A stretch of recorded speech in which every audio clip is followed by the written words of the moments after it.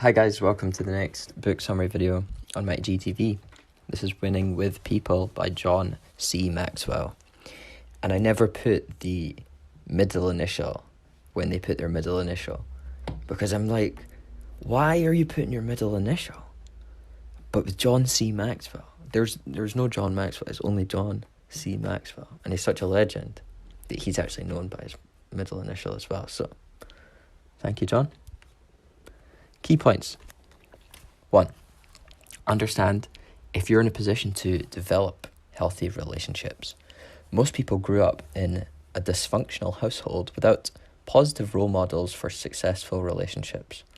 If you didn't have role models for healthy relationships, you should go out your way to understand how to deal with people. 2. If you've been hurt in the past, you need to understand that if you're thinking negatively about what's happened, you're viewing your situation through a negative tint. 3.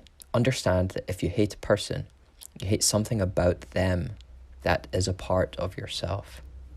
4. You must refrain from saying the wrong thing at the wrong moment. Often, conversations in relationships aren't ruined by what you don't say. It's when you say something stupid.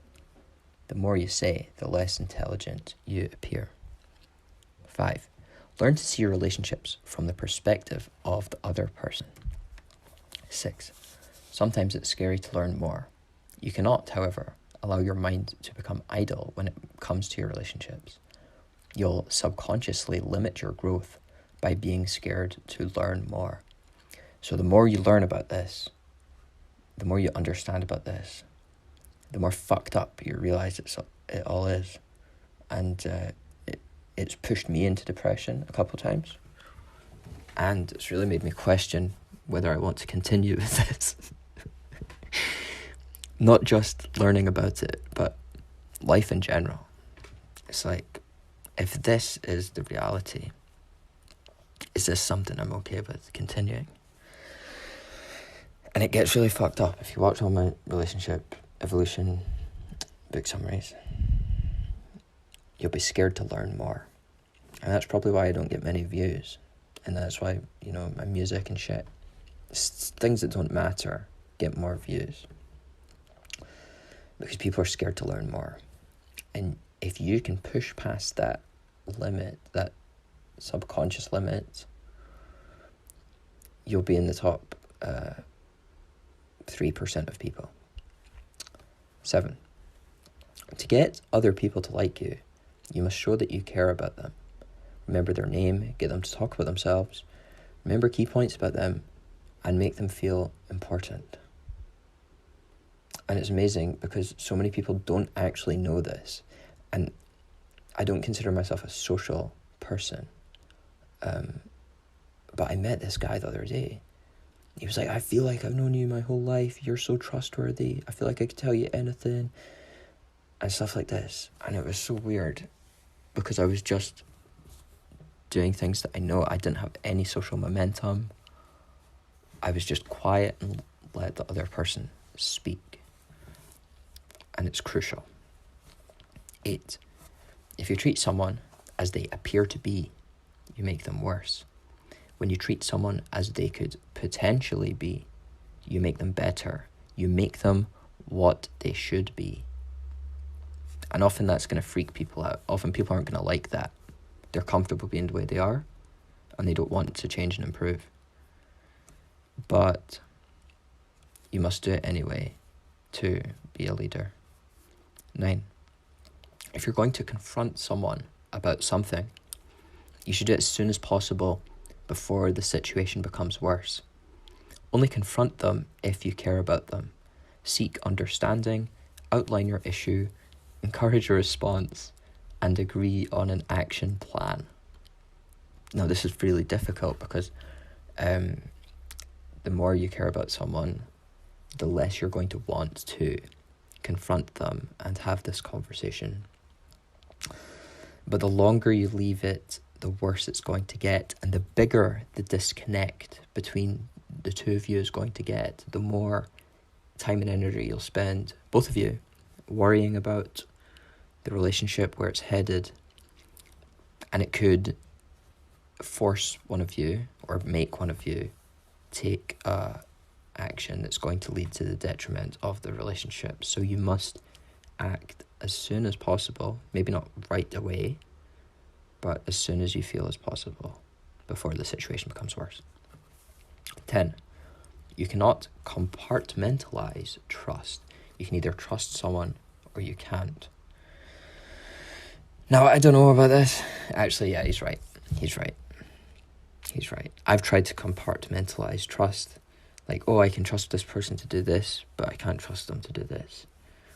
And at some point, that's going to come back and bite you, because if you can't trust them in one aspect, it's going to spill over into other things. 11.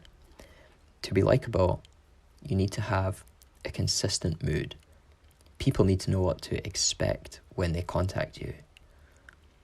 I think this is one of the reasons why I'm not that likable, is because one time I'll be excited, next time I'll be sad, next time I'll be lethargic, next time I'll be energetic, and people are, a bit wary to reach out to me because my mood is all over the place.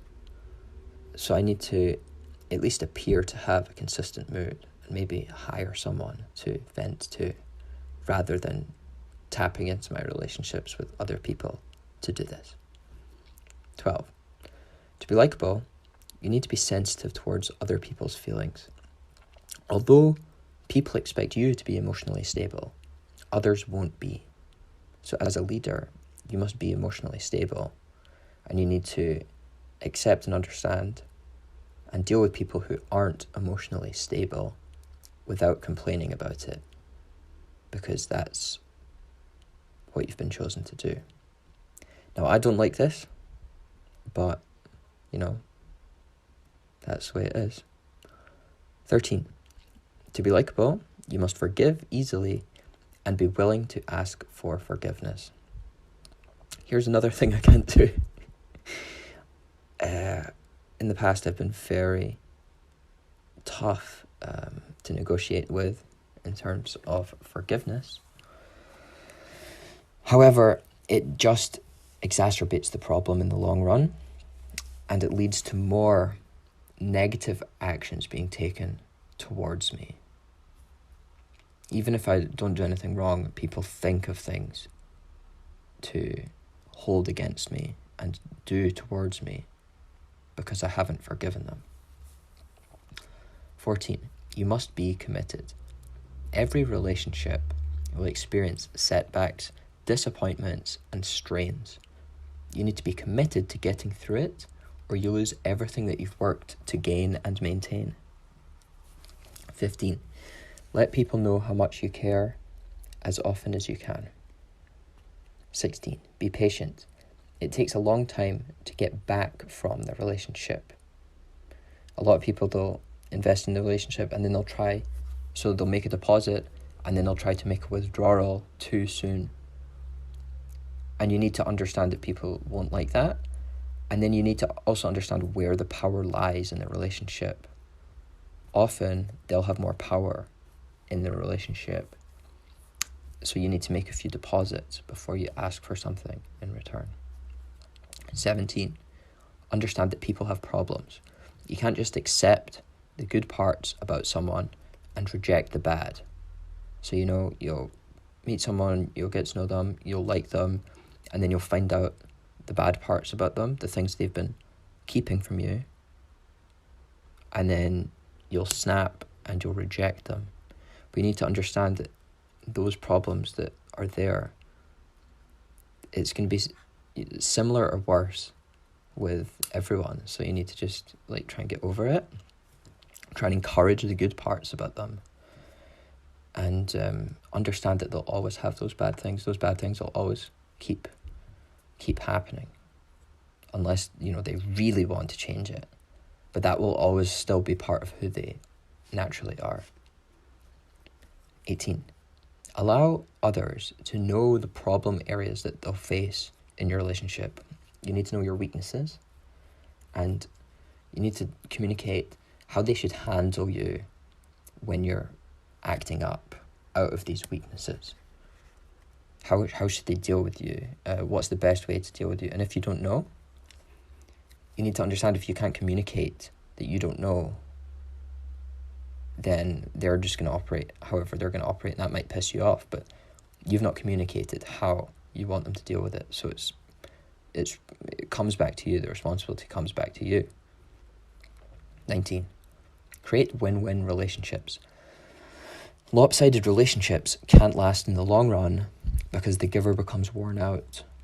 Often the taker will resent the giver because they cannot provide enough, or they'll feel like they're not receiving enough. So I'm often getting into these relationships where it's lopsided and I'm usually the giver. However, I also resent myself because I can't give like I used to be able to give in the past. And then I wish the other person could give more, and I'm always thinking of ways the other person can give more, but then I still get myself into the situation where I know the person can't give, and I don't know why this happens, but you need to just focus on your win-win relationships, and that's what I'm doing. And it's difficult because it's quite hard to create these win-win relationships. Often people aren't living on the kind of level of life that I want to create for myself, so it's difficult to find enough people to serve who aren't already being served by someone equally good. So focus on the relationships that you're actually getting things back, and you're going to be able to get things back in the future. 20. Invest in people that have great potential. Don't focus on the return, only whether the person is worth the investment or not. So you need to understand, maybe if you help 20 people, 15 of them, it's going to come back and they'll acknowledge you and you'll get a return from that. And then 5 people, they're just shitty people and you're not going to get anything back. So you need to figure out if they've got potential and if they're worth the investment, rather than what you're going to get as the return, because you never know. Some people just need a small help up and then they might not, reach their peak for 5, 10, 20 years. And it might be that long before you even get your investment back or, a sense of return. However, if the person has enough potential, if the person is worth it, worth the investment, then it will be worth it in the long run. Even if it's not even for you to get a return, because even if they do well and you don't get anything back from that, you're still going to be happy that you helped them do well. Thanks so much for listening to my latest book summary. Don't forget to like, comment something that you've learned, and subscribe to get more book summaries. And also, if you're on YouTube, turn on the alarm bell so you get notified with my book summaries in the future. I'm giving away some of my books, so make sure you click on the link, and I'm giving away my books for free. Thank you so much.